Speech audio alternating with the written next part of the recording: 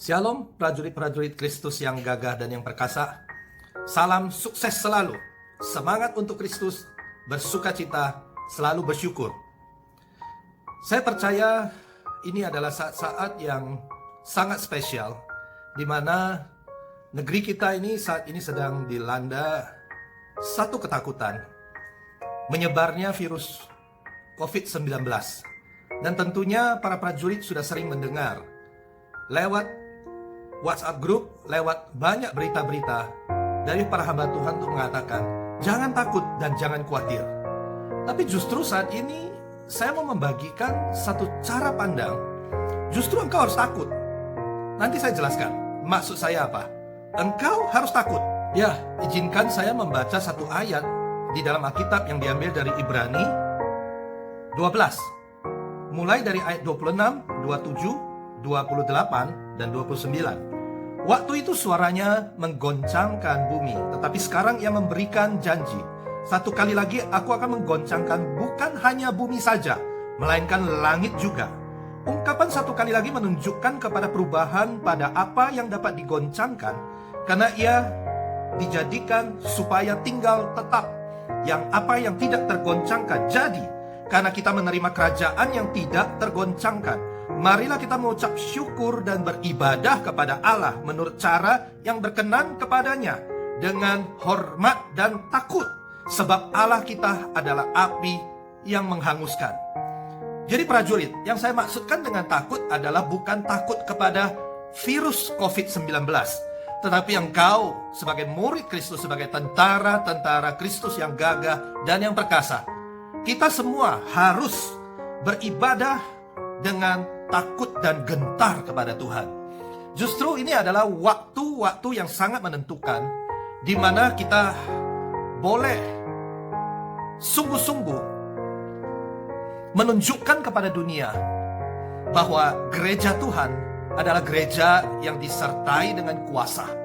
Bukan gereja yang hanya beribadah secara agamawi, tetapi gereja yang dapat berdiri di hadapan Tuhan, menjadi pembela bagi bangsa ini secara spirit tentunya. Dan kita tahu, Ibrani mengajarkan kepada kita bahwa segala sesuatu yang kita lihat dimulai dari segala sesuatu yang tidak kita lihat. Alkitab di Ibrani 11 ayat 3 berkata, karena iman kita mengerti bahwa alam semesta telah dijadikan oleh firman Allah, sehingga apa yang kita lihat telah terjadi dari apa yang tidak dapat kita lihat. Prajurit-prajurit yang gagah dan yang perkasa, ketahuilah kita ini adalah prajurit-prajurit di dalam roh, bukan prajurit secara jasmani. Kita ini ditentukan untuk menjadi prajurit-prajurit Allah yang gagah dan yang perkasa secara rohani. Jadi kita harus sadar bahwa peperangan kita bukanlah melawan darah dan daging. Peperangan kita adalah melawan penguasa-penguasa, roh-roh jahat di udara. Sebab itu saya ulangi lagi, kita harus takut dan gentar mengerjakan ibadah kita, dan kita harus mempersiapkan diri kita sungguh-sungguh sebagai satu prajurit Tuhan yang gagah dan yang perkasa. Dan untuk menjadi prajurit itu ada satu kualifikasi tertentu yang Tuhan inginkan dari gereja Tuhan. Dan saya percaya melalui merebaknya virus COVID-19 ini, gereja sedang memasuki satu fase. Gereja sedang memasuki satu masa persiapan untuk sungguh-sungguh bangkit dan tampil menjadi prajurit-prajurit yang gagah dan yang perkasa. Bukan cuma prajurit-prajuritan, bukan hanya Kristen-Kristen KTP saja yang hanya hadir di dalam kebaktian-kebaktian ibadah. Tetapi di akhir zaman ini Tuhan berkata, tuaian banyak tetapi pekerja sedikit. Saya percaya inilah waktunya Tuhan sedang mempersiapkan para penuai-penuai akhir zaman, pekerja-pekerja yang sedang dipersiapkan menjadi tentara-tentara Allah yang gagah dan yang perkasa untuk satu pekerjaan besar di akhir zaman ini. Dan itu adalah saudara dan saya. Amin. Ya, saya mau kembali lagi kepada apa yang tadi saya sampaikan, bahwa kita harus takut. Kita harus takut. Firman Tuhan kembali mengatakan bahwa Allah kita adalah api yang menghanguskan. Jadi, saya bukan mau menyebarkan roh ketakutan. Justru istilah ini membawa kita untuk dapat menyadari bahwa selama kita masih hidup, masih ada kesempatan, itu adalah kesempatan kita untuk membangun manusia rohani kita. Dan bukan malas-malasan atau sepertinya orang Kristen tapi tertidur. Gembala kita berkata, inilah waktunya untuk bangun. Inilah waktunya wake up call. Inilah waktunya gereja Tuhan untuk sungguh-sungguh menyadari dan memeriksa. Lebih tepatnya begini, mengizinkan Tuhan memeriksa hidup kita. Apakah kita sungguh-sungguh sudah mempunyai kualifikasi seorang tentara yang gagah dan yang perkasa. Ini sangat penting, karena kita tahu Alkitab mengajarkan kita bahwa penghakiman dimulai dari rumah Tuhan. Jadi saya percaya ini adalah waktunya Tuhan memisahkan lalang dengan gandum, kambing dengan domba, gadis-gadis yang bodoh dengan gadis-gadis yang bijak.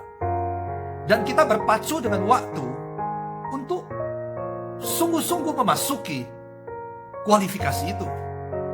Karena kalau tidak, pada saat masa penuaian nanti, tahukah saudara, walaupun saudara adalah gandum, tetapi kalau saudara tidak berbuah, besar kemungkinan engkau akan dikumpulkan, tercampur bersama dengan lalang, dan tempatnya adalah api untuk selama-lamanya. Sekali lagi, aku bukan bermaksud menyebarkan roh ketakutan. Tetapi yang lebih penting di sini adalah kita mengetahui zaman dan waktunya untuk sadar bahwa ujian itu segera datang, bahwa pemisahan itu sedang terjadi. Saya kasih perumpamaan. Misalnya seorang murid yang sekolah, di dalam setiap PR ataupun pelajaran yang dihadapi, ada saatnya, tiba waktunya, suatu saat nanti akan ada ujian. Dan ujian itu akan dihadapi, akan sungguh-sungguh diuji, akan diselidiki, akan dihitung, diukur oleh sang guru bahwa ini anak bisa lulus atau tidak. Jadi kabar tentang adanya ujian bukanlah kabar yang menakutkan, tetapi kabar untuk mengingatkan bahwa ada tugas dan tanggung jawab kita sebagai seorang murid untuk belajar. Karena ujian itu akan tiba. Setiap perbuatan dan pekerjaan orang akan diuji di hadapan Tuhan. Ya, kembali izinkan saya membaca satu ayat lagi di Matius 16:27. Sebab anak manusia akan datang dalam kemuliaan Bapaknya, diiringi malaikat-malaikatnya. Pada waktu itu ia akan membalas setiap orang menurut perbuatannya. Nah, kata perbuatannya ini waktu saya selidiki memakai perkataan praksis. Praksis itu lebih tepatnya artinya adalah latihan. Atau kalau boleh saya simpulkan adalah latihan ibadah kita. Sebab itu sekali lagi, mari kita hadapi ujian ini dengan serius. Jadi bukan bermaksud sekali lagi menyebarkan ketakutan, tetapi takut di sini lebih kepada pengertian kita mesti serius. Karena waktunya gak banyak. Dan ujian itu pasti datang. Dan waktunya nanti, di sini dikatakan anak manusia akan membalas setiap orang menurut perbuatannya ataupun latihan ibadahnya. Dan itu gak bisa kita perform hanya pada saat ujian itu persis seperti gadis-gadis bodoh yang menantikan kedatangan mempelai pria. Dan pada saat dikatakan mempelai itu udah datang di ambang pintu, mereka api pelitanya itu hampir padam dan gak punya persediaan minyak. Dan pada saat itu mereka kalang kabut. Dan Alkitab mencatat, kita semua tahu, mereka tidak masuk dalam perhentian bersama dengan tuannya. Sebab itu, sekali lagi, engkau harus takut, aku harus takut terhadap waktu yang masih ada, yang Tuhan berikan kepada kita. Sekali lagi bukan takut kepada virus, tetapi takut untuk sungguh-sungguh mengerjakan dengan gentar keselamatan yang dipercayakan kepada kita. Lalu apa yang harus kita kerjakan? Alkitab dengan jelas berkata di dalam amanat agung, "Pergilah dan jadikanlah segala bangsa muridku." Sebelum kita menjadikan segala bangsa murid, kita sendiri harus menjadi murid. Dan menjadi seorang murid, tugas utamanya adalah kita harus belajar. Kalau saya katakan belajar, bukan maksud saya untuk berkata belajar firman Tuhan, baca buku lebih banyak, dengerin firman lebih banyak. Bukan itu maksudnya, walaupun itu nanti mungkin yang dikerjakan. Tapi maksud saya belajar adalah kita harus belajar menaklukkan diri kita dan taat kepada kehendak Bapa. Karena walaupun kita udah bisa menghafal seluruh isi Alkitab, tetapi kita tidak pernah merendahkan diri kita untuk taat kepada kehendak Bapa dan melakukan firman, itu sama sekali tidak berguna. Jadi belajar di sini adalah menyadari bahwa manusia lama kita harus ditanggalkan. Dan kita harus mengenakan manusia baru di dalam Kristus. Itu adalah prajurit-prajurit yang gagah dan yang perkasa. Gagah dan perkasa bukan berarti berkhotbah di atas mimbar. Gagah dan perkasa bukan berarti melakukan banyak pelayanan-pelayanan, pekerjaan-pekerjaan pelayanan. Gagah dan perkasa, arti yang sesungguhnya adalah setiap kita menerima remah ataupun firman yang keluar dari mulut Allah langsung ke dalam hati kita, kita melakukannya dengan taat dan setia. Sebab itu latihan yang saya maksudkan adalah latihan mendengarkan suara dan kehendak Tuhan di dalam hidup kita, pribadi lepas pribadi. Dan saya percaya Roh Kudus berbicara kepada kita. Roh Kudus menuntun, Roh Kudus itu membentuk, Roh Kudus itu mengingatkan hidup kita. Dan dia selalu membawa kita untuk semakin hari semakin serupa dengan Kristus. Sebab itu izinkan, langkah pertama yang harus kita lakukan adalah datang kepada Dia. Akui setiap keteledoran kita. Kita perlu berjaga-jaga di dalam roh. Kita perlu datang dalam hadirat Dia dan mengizinkan Tuhan menyelidiki hati kita. Saya ulangi sekali lagi.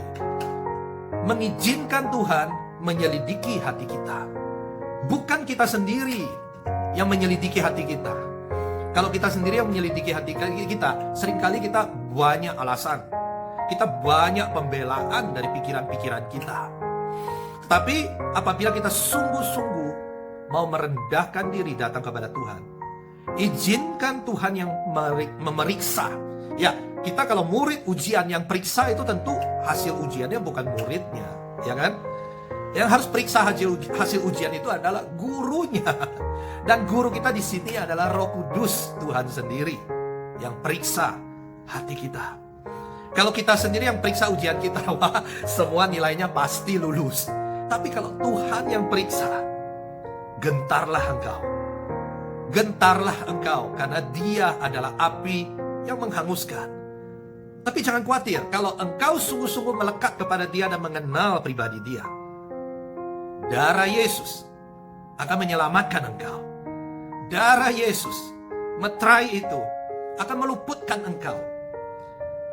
Tetapi yang harus kita sungguh-sungguh pastikan dalam hidup kita, apakah kita ini hanya orang percaya yang hanya di mulut saja, atau orang yang percaya yang sungguh-sungguh nempel, melekat kepada Dia, Tuhan dan Juru Selamat kita. Saya bisa pastikan kalau kita menempel, kita akan semakin kecil dan Kristus akan semakin besar. Apa yang harus kita periksa dalam latihan, dalam exercise hidup kita adalah kita harus memikul salib, menyangkal diri, dan mengikut Yesus. Kita harus menyelidiki setiap respon kita, apakah telah sesuai dengan kehendak Tuhan. Sungguh-sungguh mengizinkan Dia sendiri yang memeriksa hati kita. Jujur, tidak boleh pakai topeng, tidak ada selubung, dan mengizinkan Tuhan menerangi dan memberi nilai di dalam hati kita. Dan apabila nilainya memang jelek, akuilah itu di hadapan Tuhan. Tuhan, aku masih sering marah. Tuhan, aku masih sering kecewa. Tuhan, aku masih nggak punya pengendalian diri. Masih banyak keinginan mata, keinginan daging dalam hidupku. Aku itu di hadapan Tuhan. Kita masih ada waktu. Dan waktu itu adalah waktu yang jahat. Kalau kita tidak sungguh-sungguh pakai waktu itu untuk bertobat dan mengatur ulang hidup kita, maka waktu itu akan mencuri setiap kesempatan yang telah Tuhan berikan itu, sehingga kita ikut terhanyut dalam kehancuran dunia. Itu yang iblis mau. Sekali lagi, hai tentara-tentara yang gagah dan yang perkasa, hari ini aku berkata kepada engkau, kita semua harus takut dan gentar akan Allah kita. Dia adalah api yang menghanguskan, dan ada ujian yang akan tiba pada waktunya dalam hidup kita. Dan kerjakanlah keselamatanmu dengan takut dan gentar. Bagaimana melakukannya? Satu saja hari ini. Kita harus berlatih. Kita harus berlatih di dalam roh, di dalam jiwa kita. Dan firman Tuhan memberikan petunjuk apa yang baik, apa yang sedap didengar, apa yang disebut kebajikan, kelemah lembutan, semua hal-hal yang positif itu. Pikirkanlah itu. Renungkanlah itu. Jangan biarkan pikiran kita terbawa dan dikuasai oleh hal-hal yang terjadi di dunia, terutama saat ini, penyebaran virus COVID-19. Kita boleh menerima data, kita boleh menerima berita tentang COVID-19, tetapi kita lebih harus merenungkan dan membuat firman dan kebenarannya meresap dalam hidup kita. Jadi begini, kalau kita terima berita, berhenti sampai pikiran dan otak kita. Tetapi waktu kita terima kebenaran firman, berita, kabar baik itu, jangan cuma berhenti hanya di kepala. Izinkan berita itu mengendap dalam hati kita. Itu latihan kita. Ayo bangkit. Mari tentara-tentara yang gagah dan perkasa. Mari kita beribadah dengan takut dan gentar akan Tuhan. Selamat berlatih. Salam sukses selalu. Semangat untuk Kristus. Bersukacita, selalu bersyukur. Amin.